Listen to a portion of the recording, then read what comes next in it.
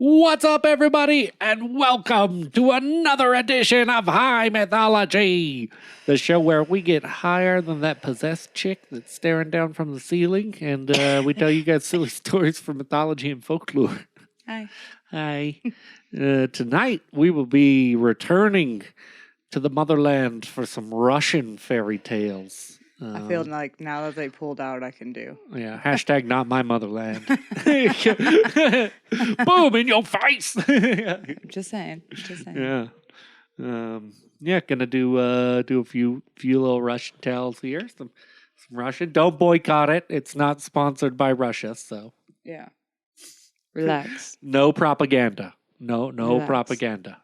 We got some Baba Yaga in there, though. We do got some Baba Yaga. Everyone loves Baba Yaga. Everyone loves Baba Yaga. She's fucking crazy. Yeah, who doesn't like Baba Yaga?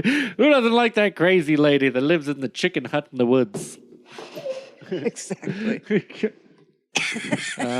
So without further ado, Kimbo, why don't you go ahead and jump on into it? Thank you. We'll start out with the soldier and the king. In a certain kingdom, in a certain land.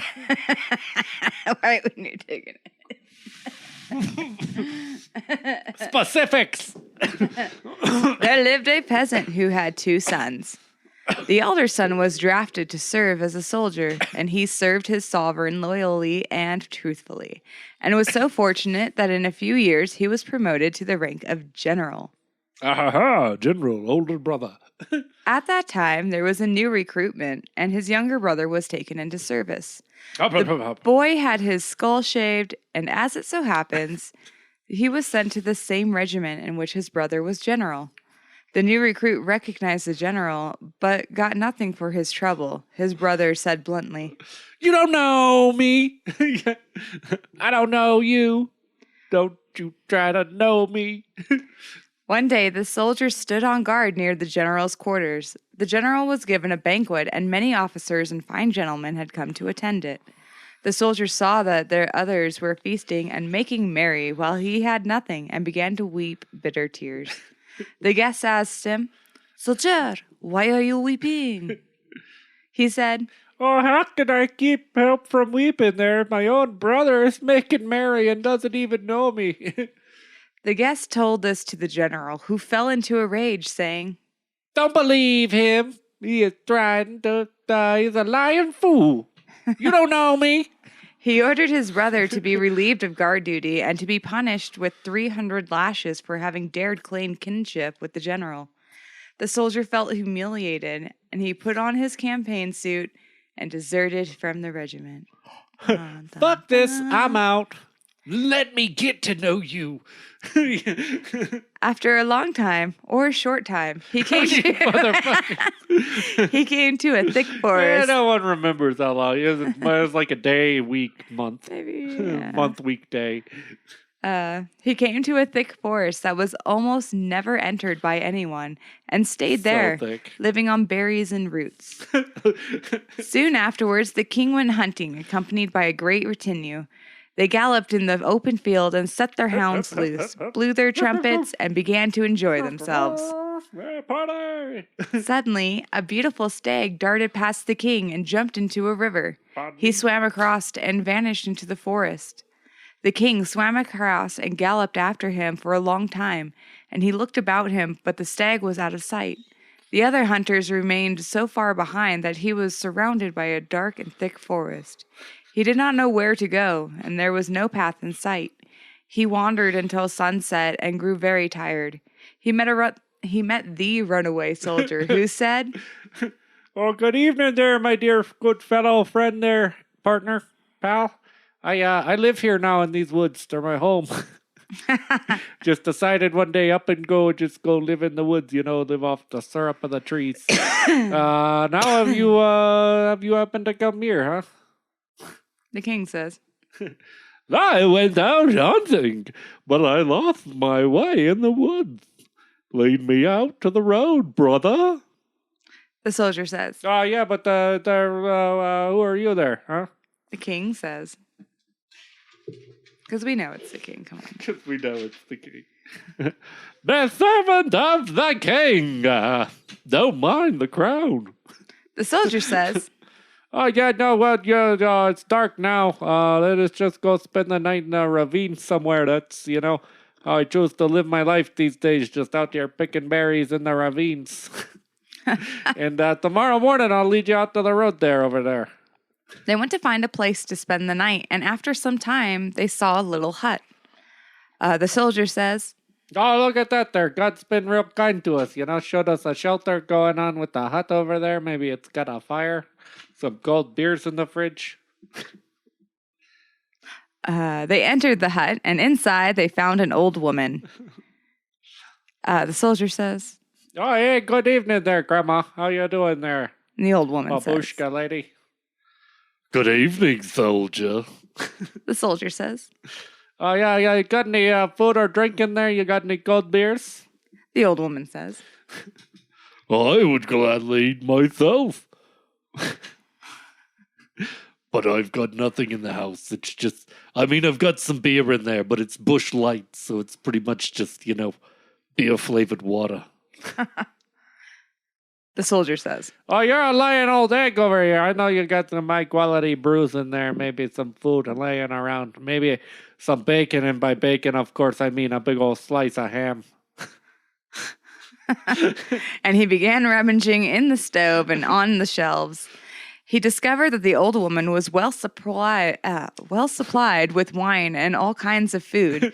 They sat at the table, had a good supper, and went to sleep in the attic. The soldier says to the king, Oh, see there, king guy, king servant guy over here. The God protects him who protects himself. He's gonna be happy we robbed this old lady. Because, I live in the woods now. It's just a life choice I made. So robbing old ladies is kind of gonna be a thing for me.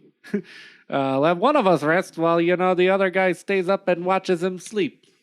Keeps a watch over there. They cast lots, and it fell to the king to keep watch first.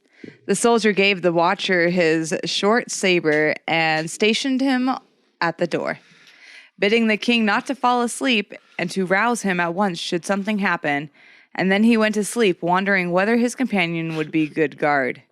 He thought, Oh, maybe there you won't be the type of guy to stay awake because he's kind of already nodding off there. Looks like he goes to sleep early, so I'll keep an eye on him.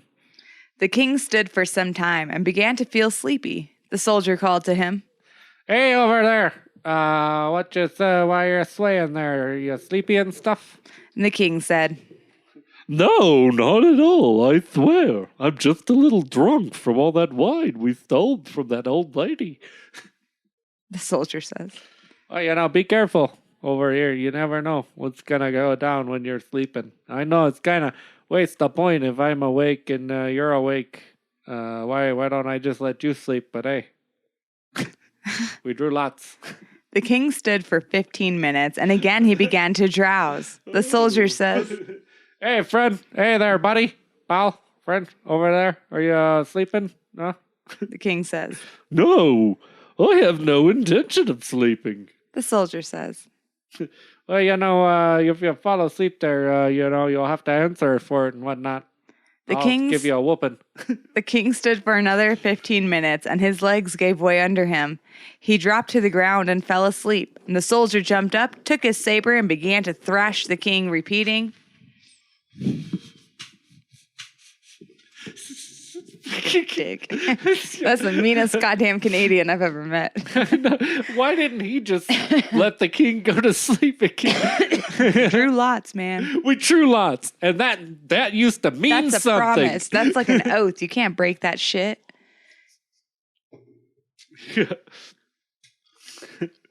Oh, yeah, is that the way you keep watch over there, huh?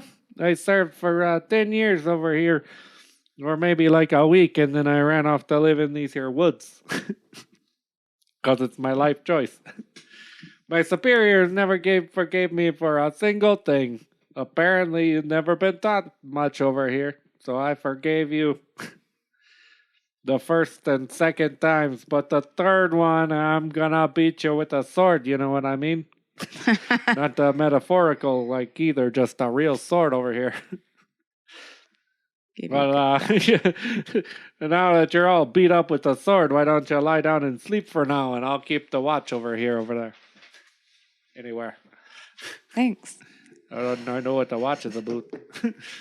The king lay down to sleep, and the soldiers stood guard. Suddenly there was a noise of stampeding and whistling. Robbers had come to the hut, and the old woman went out to meet them and said, Oh, we have some guests up there. They're kind of dicks. They broke into my cupboard and stole my good wine. the thug says. That's fine, grandmother. We have been riding all night for nothing, and our luck has now come to our house, your house, in the middle of the street. Our house, Mhm. in the middle of it. But first, let us eat some supper. The old hag says. Oh, but our guests have drank and ate everything. I mean, they left the bush lights, which is kind of like, more of in an the face. insult than anything. The thug said. They must be bold fellows. Where are they? The old hag says. Oh, they're asleep in my attic. They didn't even bother to leave. They just went upstairs and they're like, well, fuck you. We're just going to sleep up here. The robber said. Well, then I'll go up and take care of them. He took a big knife and began to climb to the attic. I'll cut a bitch. But he had no sooner stuck his head through the door than the soldier swung his saber, and the head rolled. Oh. The soldier pulled in the body and stood waiting to see what would happen next. The robbers waited and waited, and then one said, Why is he dilly-dallying all this time? They sent another one of their band, and the soldier slew him too. Thus, in a short time, he slew all the robbers. At daybreak, the king awoke and saw the corpses and asked, The poor king. The poor king. It's just, okay, I'm never going out again. Hey, soldier, what kind of place is this with all these bodies just lying around willy-nilly like? The soldier told him about everything that had happened, and then they went down from the attic. The soldier saw the old woman and cried, Oh, hey, wake up, you old hag over there. I'm going to settle your account. Let's balance your taxes and whatnot. Because that's what I used to do in the army. He's not even a military. I was a forensic accountant. Oh, so that's what your house is, huh? A big old robber's den over here. So, give me all your money at once. The old I'll show woman. you robbers. The old woman opened a chest filled with gold, and the soldier poured gold into his knapsack, stuffed all of his pockets, and said to his companion, Oh, hey, you want to rob this old lady with me? Yeah, we're already going this far. The king said, No, brother, I do not need it. And I don't want to be an accomplice if this goes to court. Our king has plenty of money, even without this. And since he has it, we too can have it. Says it. The soldier says, Oh, well, just do as you like over there, whatever you want to do. and he led him out of the woods. And when they came to the highway, the soldier said, Oh, take this road over here and just go like about an hour this way and you'll be in town. The king says, Farewell. Thanks for your kindness. Come and visit me. I'll help you make your fortunes, brother. The soldier says, Oh, it's no use lying to you. I should probably tell you I ran away from the army and kind of was a deserter and stuff. I chose to live in the woods. That's just my life choice there. Eat the berries, live in the crags and whatnot. If I show myself in town, I'll be cut and they'll take me in and stuff. The king says, Do not doubt my words, soldier. The king favors me very much. And if I speak to him on your behalf, tell him about your courage, not only will he forgive you, but he may even reward you. The soldier says,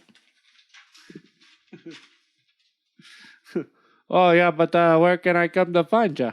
The king says, Come straight to the royal palace. and the soldier says, Okay, then I'll come by tomorrow. Pretty sure you're the king, right? no, he doesn't know. I got no clue about that.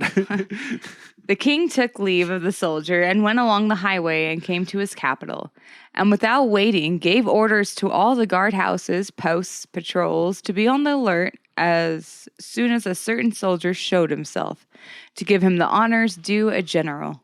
The next day, as soon as the soldier appeared at the city gate, all the guards ran out and saluted him as if he were a general. The soldier wondered what that could mean and asked, Who are you saluting to? Oh, wrong. Oh, you're saluting over here. I don't know what happened. I almost didn't notice. I just almost moved on. They responded, you. Oh, what? He took a handful of gold out of his knapsack and gave it to the guards as a tip. He walked into town. Wherever he appeared, the guards saluted him. He had hardly enough time to tip them all. It's typical. Yeah, right? It's fucking weird. Oh, I got you, Tim. You saluted me. God damn it. Okay, here's $1. The soldier thought. What a fucking chatterbox over here that King Servant is, man. He's blurted it out to everyone that I got the money, so now I gotta tip them all. He came to the palace, and there troops had been assembled, and the king met him, dressed in the same clothes in which he had gone hunting. When the soldier realized with whom he had spent the night with in the woods, he was terribly frightened.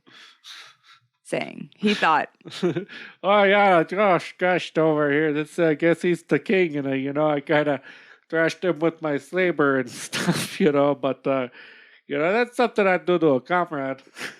I totally committed like 6 felonies. Yeah, I basically covered him up with buddies to keep him warm.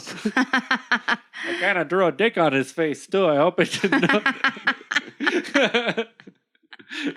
The king took him by the hand and thanked him before the assembled troops for rescuing his king. Dick's still on his face. No one's told him. No one's going to tell him. And rewarded him with the rank of general. At the same time, the king demoted the elder brother and made him a simple private to teach him not to disavow his own kin in the future. Like he was going to get killed now after that. So I really don't know that guy, though.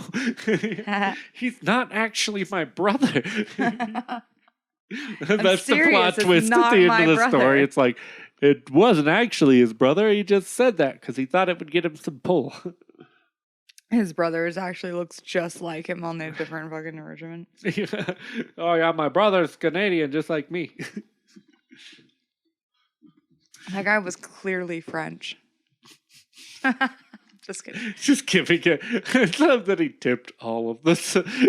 All the soldiers saluted him and he tipped them and ended up broke. And the soldiers are like, people don't normally tip us. Should we tell him? I know, right? No.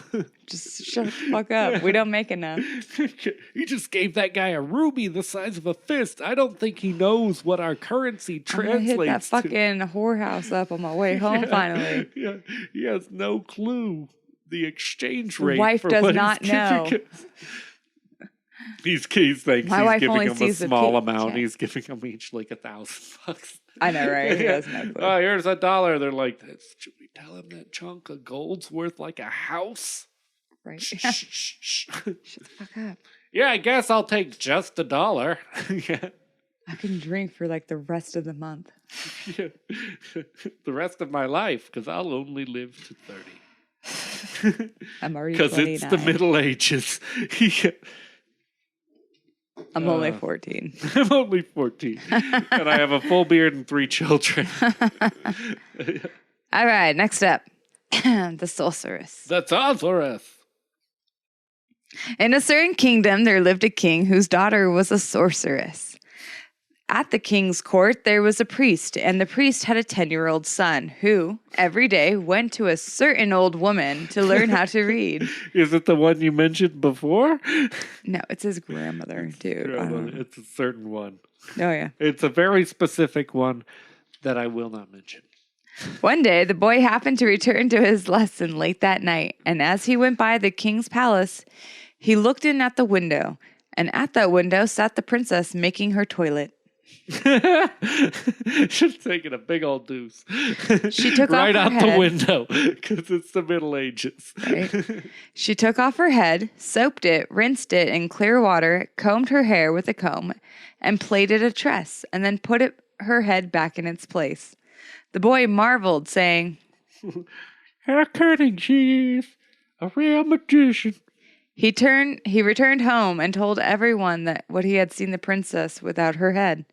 Suddenly, the king's daughter fell very ill, and she called her father and said to him, If I die, make the priest's son read the Psalter over me 3 nights in succession. The princess died and was put in a coffin and carried to the church. The king summoned the priest and asked, Do you have a son? The priest says, I have, your majesty. the king says, Then let him read the Psalter over my daughter 3 nights in succession, I say. The priest returned home and told his son to make ready. In the morning, the priest's son went to his lesson and sat listening listless over his book. The old woman asked him, Why are you so sad? He said, How can I help being sad when I'm sure that I'm to perish? The old woman asks. What do you mean? Explain yourself. The boy says, I must read the Psalter over the princess, and she's a sorceress. The old woman says, No, I knew that before you did. Do not be afraid. Here's a knife. Stab a bitch. Stab it. When you go to the church, make a circle around you. Read the Psalters. Don't look behind you, though, because it's behind you. Whatever happens, whatever terrors beset you, keep on reading and reading. And if you look back, you'll be lost altogether. At night, the boy went to the church, traced a circle around himself with his knife, and began to read from the Psalter. On the stroke of 12, the lid of the coffin opened, and the princess sat up, jumped out, and cried, Oh, now I will show you what it means to look at my window and tell people what you saw. and she tried to jump at the priest's son, but could not cross the circle. Then she began to let loose all kinds of terrors. Your mother sucks cocks in hell. But no matter what she did, the boy kept on reading without looking behind him. At daybreak, the princess hurled herself into the coffin as fast as she could. On the next night, the same events took place, and the priest's son was not frightened, and he read without stopping until daybreak, and in the morning went to the old woman, and she asked him, Well, did you see all the terror? The boy said. I did, grandmother. The old woman says, Oh, tonight it'll be so much worse. Here's a hammer and 4 nails for you. Drive the nails into the 4 corners of the coffin, and when you begin to read the Psalter, put the hammer in front of you and whack 'em all. At night, the boy went to the church and did as the old woman had told him to do. On the stroke of 12, the coffin lid fell to the floor, and the princess rose up and began to fly in all directions, threatening the priest's son.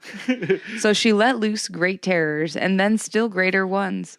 Projectile vomit. The boy fancied that a fire had broken out in the church, and that the flames were eloping at all the walls. But he stood in his place and kept on reading without looking behind him. And before daybreak, the princess hurled herself into her coffin, and then the fire was gone, and the whole devilish spectacle vanished. In the morning, the king came to the church, and he found the coffin open, and the princess laying in it face down. He asked, What the fuck is going on here? and the boy told him everything. The king ordered an aspen spike to be thrust into his daughter's chest and had her buried in the ground. And he rewarded the priest's son with money and land. Just in case vampires, I don't fuck around. I'm just saying, bros. Yeah, just in case, never hurts. Just stake them. And that's why you found her body with a spike through her heart. Yeah. I imagine after the king staked her, he put on some glasses just like Blade. Jesus, cat. Some motherfuckers are always trying to ice skate uphill. That is. Some people can do it. It's my favorite line from any of the Blade movies. Excellent. Oh. All right, we're ready. We are ready. Moving on. We have Ilya, Mormons, and the dragon. In a certain kingdom, in a certain land, there lived a peasant and his wife. They lived richly for peasants and had plenty of everything and possessed a large fortune. Most peasants don't really have that. Yeah, that doesn't But that's sound like okay. a peasant. One day, as they sat together, the husband said, Oh, yeah, we got plenty of everything, but we got no children. Let us pray to God, and perhaps He'll bless us with a child, at least in her last years in our old age. They prayed to God, and the woman became pregnant, and when her time came to give birth, she gave birth to a boy and died. A year went by, and 2 years, and then 3 years, but the babe's leg did not move. 18 years went by, and still he sat as though legless. By the way, she didn't really die. It was part of a joke, but then I didn't explain myself. As she is so fucking old, she had to have died from giving birth, right? I like how you just added that in. Fuck it, why not? She died. I forgot that I have her lines in here too. So anyway, one day, the father and mother went to mow hay, and their son remained alone. An old beggar came to him and asked him for alms, saying, Little host, you give an old man alms, for Christ's sake. He answered, Holy old man, I cannot give you alms, for I am legless. The old beggar entered the house, and he said, Oh, I said arms, not legs. Now rise from your bed and give me your pitcher. Ilya gave him a pitcher. And the old man said, Now bring me some water. The boy brought the water and handed it to the old man, saying, Here you go, holy old man. The old man gave it back to him, saying, Drink all the water in this pitcher. I promise it's not pee. Then he sent Ilya again for water, saying, Bring me another pitcher of water. I'm thirsty after peeing into that last pitcher. As the boy went to get the water, he made his way along by holding on to the trees, and whenever he grasped a tree, he tore it out by the roots. The holy man asked him, Do you feel the strength in yourself? The boy says, I do, holy old man. I now have great strength. If a ring were fastened to the world, I could turn it over. And when he brought the second pitcher of water, the old man drank half of it and gave him the other half to drink. And his strength then lessened, but not by much. I imagine his upper half is just super beefy, and his legs are just tiny. Itty legs. The old man says, Did you skip leg day? I do. Oh, the strength you have now will be just the right amount. The old man prayed to. The old man prayed to God and went away, saying, Peace, bitches. Stay here with God. The boy. Oh. Thank you. The boy grew weary of lying about, so he went to dig in the woods and try his strength. And the people were terrified at the amount of work that he did on a huge quantity of wood he piled up. The father and mother came back from hay mowing and saw the whole forest was dug up. They wondered who had done it, and they came closer, and the wife said to her husband, Look, honey, it's our Ilushka who's digging. He answered, You fool, it can't be Ilushka. What kind of nonsense shit are you trying to pull? They came up to the boy, and the husband said, What the fuck? How did this come about? Ilya says, A holy old man came to me, asked for alms. I said to him, Holy old man, I cannot give you my arms because I don't have legs. He was very confused by that. Now, repeating it back. I see how it's confusing. So he just came in the house and told me to get up and give him some pitcher of water. Pretty sure he made me drink piss. I brought him the water and he handed it to him and he told me to drink it and it tasted a lot like piss. I drank it though, and now I'm like super fucking ripped, except for my tiny little legs. The peasants gathered in the street and said amongst themselves, "Behold, what a mighty champion he has become. Ho ho. How much has he dug up? Look at this. Look at this. We must tell the people about him in the city."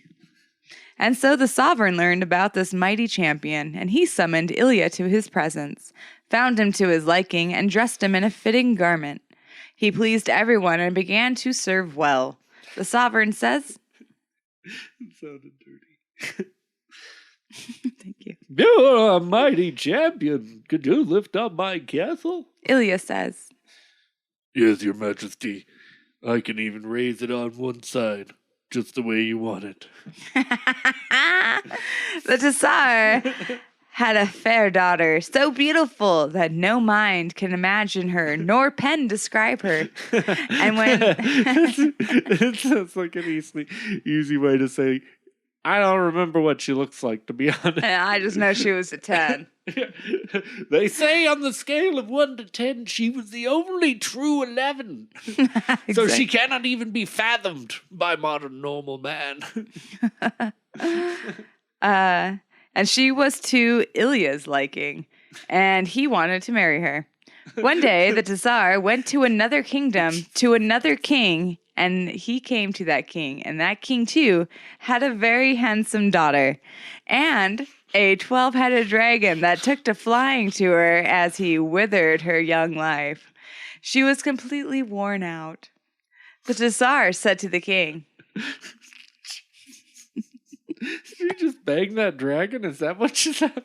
That's what I like to think. It's like, She's tired as fuck when she comes back. And he fucked that dragon, so it was very confusing to him. For many hours. I am a mighty champion who will kill the 12-headed dragon.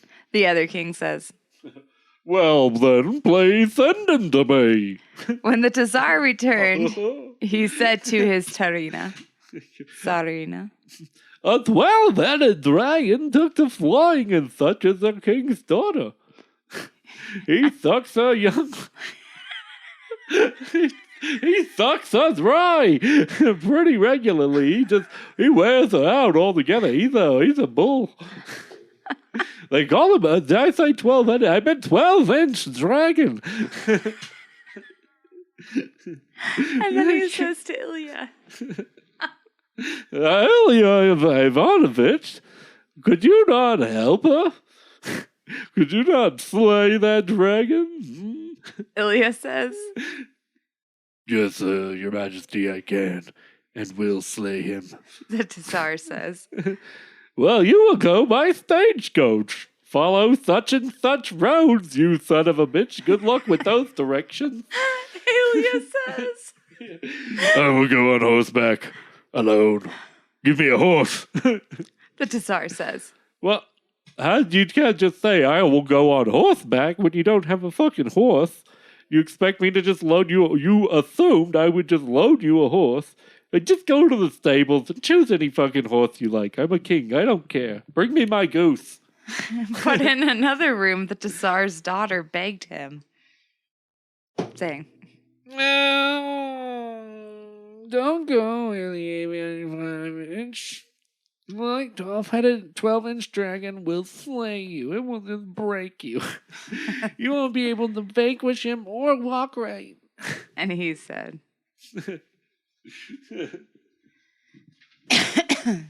The joke is on you. I still have no feeling in my anal cavity. Bitch, please. Do not fear anything. I shall return safe and sound and in one piece. Not tarnished. Not tarnished. Probably tarnished. A little bit tarnished. I mean, I will take all of that dragon in my mouth if that's what it takes. And just the tip. Not just the tip. Oh, that's all again.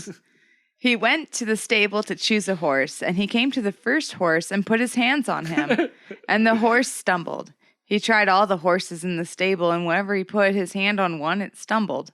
Not one could bear the weight of his hand, and he came to a very last horse, which stood neglected in a corner, and struck him on the back with his hand. The horse only neighed. And Ilya said, He is my faithful servant. He did not stumble. He went to the Tsar and said, Your Majesty, I've chosen a horse, a faithful servant. And he was sent off with honors and prayers and for his safety. I don't think the king meant for him to come back. He was probably very upset. What the fuck are you doing? I thought you said you were going. I said go to the stables. He sat on his good steed and rode for a long time or a short time until he came to a mountain. It was a very steep and very high mountain, and it was all covered with sand. He rode up it with great effort, and on the mountain stood a post, and on that post were 3 roads that indicated, and the inscription said, If you follow this road, you will be sated. Satiated? Sated. But your seed will be hungry. If you follow this second road, your horse will be sated, but you yourself will be hungry. If you follow this third road, you will be slain. He followed the third road. And although the inscription said that this road he would be slain, for he had confidence in himself. For a long time or a short time, he rode in the thick forest, so thick that one could not see a thing in front of him, and suddenly a dick came into view. It was thick with 2 C's. And then a wide clearing appeared in the forest, and on this clearing stood a little hut. He rode up to the hut and said, Oh, some Witcher shit right here. Oh. Little hut, turn your back to the forest and your front to me. The hut turned around and stood with its back to the forest and its front to him. He climbed down from his good steed and tied it to a post. Baba Yaga heard this and said, Who the hell are you? Did you bring my cigarettes? Do you have my cigarettes? Are you the DoorDash guy? Because I ordered that like an hour ago. I want a refund. She struck the door with her wand, and the door opened. She took a curved scythe and tried to take the champion by his neck and cut off his head. He said, Wait, Baba Yaga, I will show you something. Zip. He tore the scythe out of her hand and seized her by the hair and struck her and said, You should first ask me of what lineage I am, what birth, and what character. and where the fuck I'm going. Maybe get to know me. Maybe we could have been friends. Wine and cheese. Yeah, maybe I did bring you cigarettes. Maybe I thought about that. No one else ever does. So she asks him, All right, son of a bitch. Who the fuck are you? What family are you? What's your birth? Where the fuck are you going? What are you doing? And why haven't I gotten my cigarettes yet? He says, My name is Ilya Ivanovich, and I am to who the fuck cares. Going to who the fuck cares. It's none of your goddamn business, Baba Yaga. She says, Well, that was very rude. See, you lured me in, and I thought we could actually be friends. Now I'm like twice as mad because I really thought we might have something. He gives her some cigarettes. Yeah. Okay, come inside. And a bottle of gin. Don't pull out. Don't worry, the plumbing down there it's garbage anyway. He entered her house, and she sat him at her table, served him meat and drink, and sent her maid to heat the bath for him. Heat the bath, honey. He ate, and he steamed himself, and then stayed for 2 days in Baba Yaga's house, and made ready to go on his way again. Baba Yaga said, That was some excellent lovemaking we did there over those last 2 days. I'll give you a letter to give to my sister, telling her not to harm you, but to receive you with honors. But you got to do that thing with the finger that you did the other time. Yes. She'll like that. Otherwise, she'll definitely kill you. So she gave him the letter and bade him farewell with fitting honors. The champion mounted his good steed and rode through the thick forest. He rode for a long time or a short time. The forest was so thick that one could not see in it, and he came to a clearing, a wide clearing, and on it stood a hut, and he rode up to the hut and climbed down from his good steed and tied him to a post. Baba Yaga heard him tying his steed and cried, Hello, who is this? What is this? My father and grandfather never even heard about a Russian breath, and now I see, like, some Russian motherfucker in my yard with my own 2 eyes. Not the DoorDash. Yeah, you're not the DoorDash guy, are you, with my Buffalo Wild Wings? Huh? She struck the door with her wand, and the door opened. She swung her saber at Ilya's neck, but he said, You cannot fight with me. Here is a letter your sister gave me. She read the letter and received him honorably, saying, Well, it's nice to know someone's gonna get in there, because it's been a while. You may have to actually clean out some literal cobwebs. It's like a fucking pterodactyl clue. Yeah. Ilya Ivanovich came in, and she seated him at the table, served him meats, wines, and sweets, and sent her maid to heat the bath for him. He had eaten and went to steam himself in the bath, and he stayed with Baba Yaga for 2 days, and took a rest. His good steed also took a rest, and when he mounted his good steed, she saw him off with honors and said, Now, Ilya Ivanovich, you'll not be able to continue on your way. Sullivan, the robber, he's lurking around here, and he will rob you. Don't stop at the 7-Eleven up by the hill. But if you do, bring me back some scratches, because you know Grandma's lucky, okay? My number? It's built on 7 oaks, and he won't let you. He won't let you come within like 30 leagues. So 30 plus 7, that's you do the math there. He'll definitely deafen you with his whistling. He's got a whistle. He does. It's kind of his thing. Fucking hurts, man. It hurts. He rode for a long time or a short time until he came You son of a bitch. until he came to a place where he heard the whistling of Solovey the robber. And when he came up halfway, his steed stumbled, and he said, My good steed, do not stumble. Serve me. He rode up to Solovey the robber and kept on whistling. When he came up to the robber's nest, Ilya took an arrow, drew his bow, and shot at him, and Solovey fell from his nest. When he was on the ground, Ilya struck him at once, in such a way that it stunned him, but did not slay him. And then he put the robber in his saddlebag and rode to the king's castle.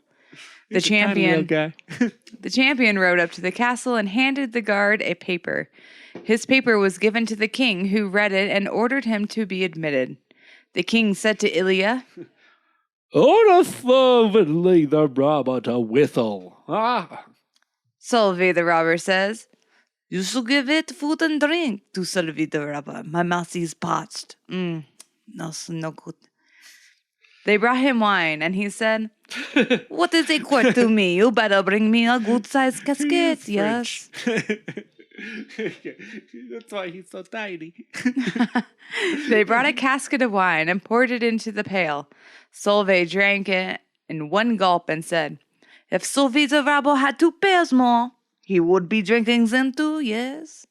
But he was not given any more. And the king again said to Ilya, Order the motherfucker to whistle. So Ilya ordered Solovey to whistle, but he took the king and all of his family under his arms, saying, I must keep you here, or he will deafen you. When Solovey the robber whistled, Ilya Ivanovich could hardly stop him.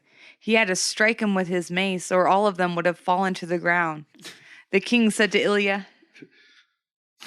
Will you do me the service that I ask you? There's a 12-headed dragon that flies up to my daughter's room all the time. They make strange noises together. Will you slay him? Ilya says, I am at your service, your majesty. I will do whatever you ask of me. The king says. I will put all of that dragon in my mouth. Please, Ilya Ivanovich, the dragon will come at midnight to see my daughter. So do your best there. I just want you to know that originally he said, the dragon comes at such and such hour. You son of a bitch. The dragon will But then it tells me that he comes at midnight, so I just scratched it out and just wrote it in there. Like, You have to do some Nah, real I feel like problem Dustin's solving. gonna- You got to do detective work to read a Russian fairy tale. It was at such and such hour. I just want you to know. See, like the very next sentence. The princess laid in her room, and on the stroke of 12, the dragon came to her. Hey, baby, how you doing? The dragon and Ilya began to fight. Each time Ilya struck, one of the dragon's head rolls. One stroke, another one head. Another one bites the dust. Sorry. They fought for a long time or a short time. For a short time. No one really Until knows. only one head remained, and Ilya cut off that dragon's last head, and he struck it with his mace and smashed it all together. Just continued, even after it was dead, just as a little fucking puddle. It got really disturbing. She just watched him the whole time. She's like, what the fuck? She's like, okay. Yeah, I probably shouldn't tell him I was in a consenting relationship with that dragon. The princess rose up horrified and came to Ilya and thanked him. And then she told her father and mother that the dragon was dead, that Ilya had cut off all of its head and just sunk the last one into a puddle. The king says, Well, thank you. Won't you serve me for some time in my kingdom? Ilya says, Not a fucking chance, bro. I gotta go home. I got free punene waiting for me back in my hometown. The king let him go, giving him great honors, and he rode back to the same road which he had come. And when he had come to the first Baba Yaga to spend the night at her house, wink, wink, she received him with honors. And when he came to the second, she too received him with all open legs. honors. He came to his own land and gave the Tsar a paper from the king whom he had aided. The Tsar received him with honors, wink, wink. And the Tsar's daughter that had waited with him for great impatience said, Now, father, may I marry his wife? May I become his wife? May I marry his wife? I mean, hey, the times are, The times are changing, father. Her father did not oppose her will, saying, I think he has hepatitis C. and they were wedded and lived to this day.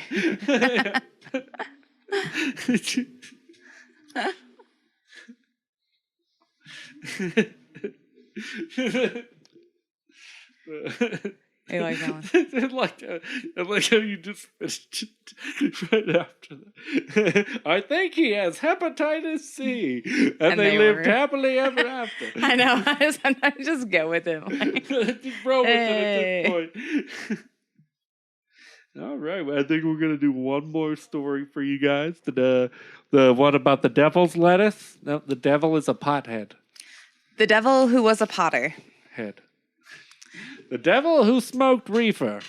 A potter was driving along a road when he met a passerby who said, Hire me as your worker.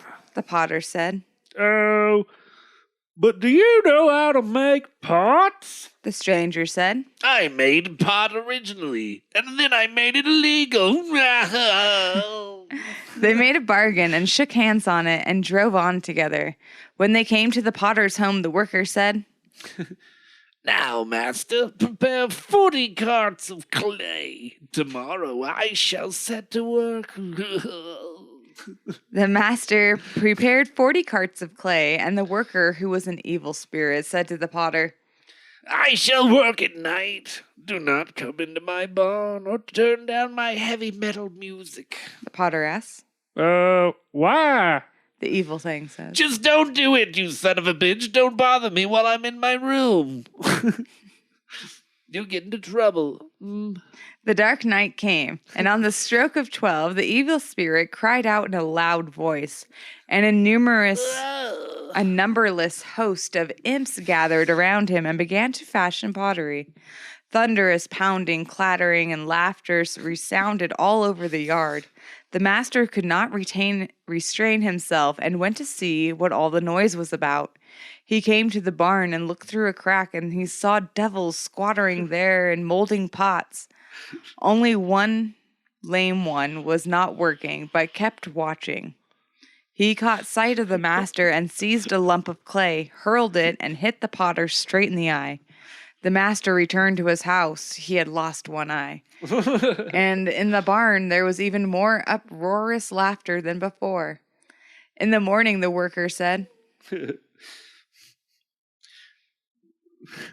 Master, go and count the pots. See how many pots have been made in one night, just by me, not with demons either. The master counted. There was 40,000. And the worker said, So many pots. He's got to sell those pots, right? It's a supply and demand. Is there demand for 40,000 pots? What are you doing? We're going to find out. Yeah. Now prepare 10 cords of wood for me. Tonight I will bake the pots, not in hellfire. Exactly at midnight, the evil spirit cried out in a loud voice, and imps came running to him from every corner. They smashed up all the pots, threw the shards into the oven, and began baking them. And the master came to the barn and found a little crack and looked in. He thought, Well, all the pots are broke. I really don't know what this new employee is up to. The next day, the worker called to him and said, Come and see how well I've worked, Potter. The master came to look and found that all 40,000 pots were whole. One was better than the other. And on the third night, the evil spirit called the imps together, painted the pots in various colors, and put them all in one cart. Evil arts and crafts. They waited till market day and carried the pots to town to sell them.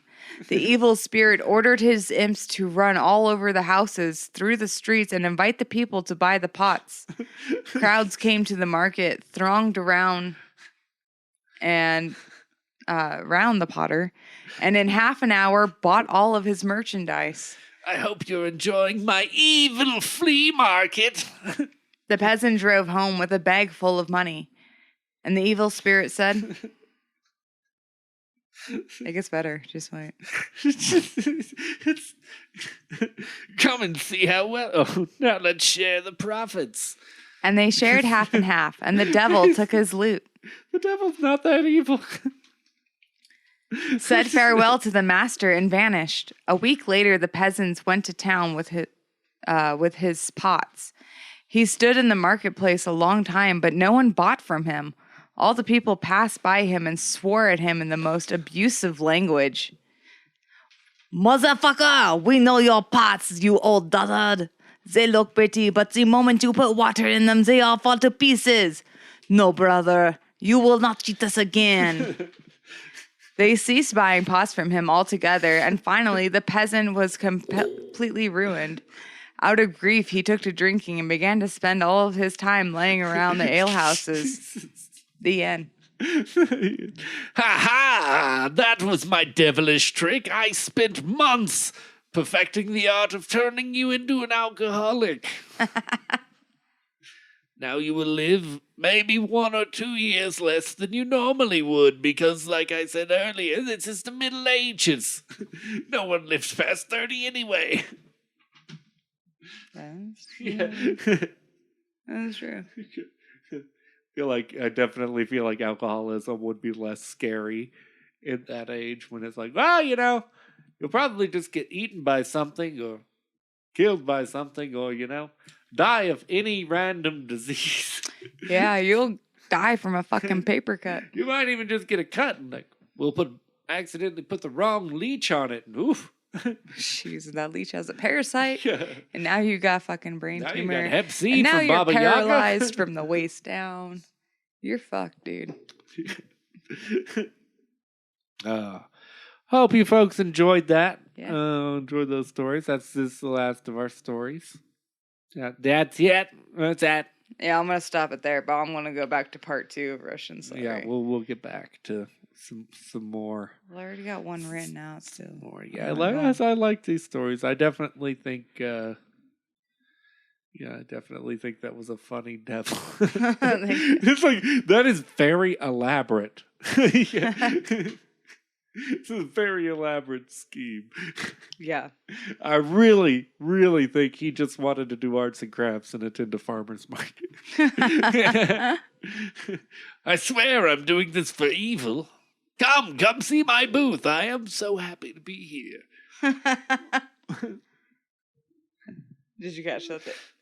Imps went to everyone's house and smashed their pots, and then they're like, "Hey, there's some pots down here. Sale going on. You're gonna need a new pot now that it's broken." I didn't just magically, knock that off the shelf. And for some reason, they all just got bags of weed. We just told the cats to go knock over all the vases. You know what I mean? Maybe that was his trick too. He was there. It's like those are strange pots. He was making bongs. Go break all of the pots. That's funny. And then give them these bongs. He wanted to ruin him and make him a shit ton of money at the same time. And then I'll sell them all marijuana and get them addicted. Well, he's got all these And then I'll make it illegal. souls to get, you know what I mean? Because he's got to give them so much You could money. definitely, if that's how you're going for souls, I feel like you need to pick up the pace there. Maybe that's how it was back then, and I'm just so used to modern times. Yeah. Where the devil probably can't even keep up with all the souls. It's like it's just a ticker that never stops going. Whereas back then it was like, damn, I've got to try to get this one dude. Maybe if I do a long con over 3 or 4 years or so, I can turn him into an alcoholic. That's awesome. Hope you folks enjoyed it. It's been fun. It's been nice. Yeah. Check out all of our other episodes. Check out our merch. Check out the merch store. We got some merch. teespring.com/howleeple. The leggings are amazing. Yeah. I just want you guys to know. They're amazing. Yeah. teespring.com/high-mythology-merch. That's what I was going for. And the hoodies are so the soft. hoodies are soft. Soft hood. So soft. Yeah. Yeah. Check it out. Let us know. Find us. Talk to us. Look for Tell our your future friends. Patreon page. Yeah. We're going to do that at some point. Yes. We're going to do some Twitter polls. So And find some check tip us out jars. on Twitter at We'll buy us some HowleBoys, coffee soon. HAOLE_BOYS. Because, goddammit, I always need a cup every night. Thank you. Yeah. Check it out. Let us know what you think. We love commentary, thumbs We up, do. likes. Subscribe. We're mostly word Share. of mouth. We don't do any advertising. So Yeah. tell your friends if you like it. Sure. Tell somebody. Yeah. Or, perform a long con at their pottery shop over maybe the course of like 7 or 8 months with the end goal of unintentionally getting them to listen to our podcast. Yeah, that'd be great. Too. That'd be great too. Do a long con. Make a bunch of pots, break a bunch of pots, sell a bunch of pots. And in the end, you'll make a shit ton of money. But then you got to move, okay? Basically, I want you to Keep do moving. inceptions. We're con artists here now. Yeah, we're not con artists. No. No. No. Yeah. No, we'd have way more money for the podcast. Fuck you. All right. That's what I was just thinking. I was like, we don't have enough money. Yeah, if we were con artists, we would actually have money. Exactly. Oh. Anyway. Good night, everybody. Good night.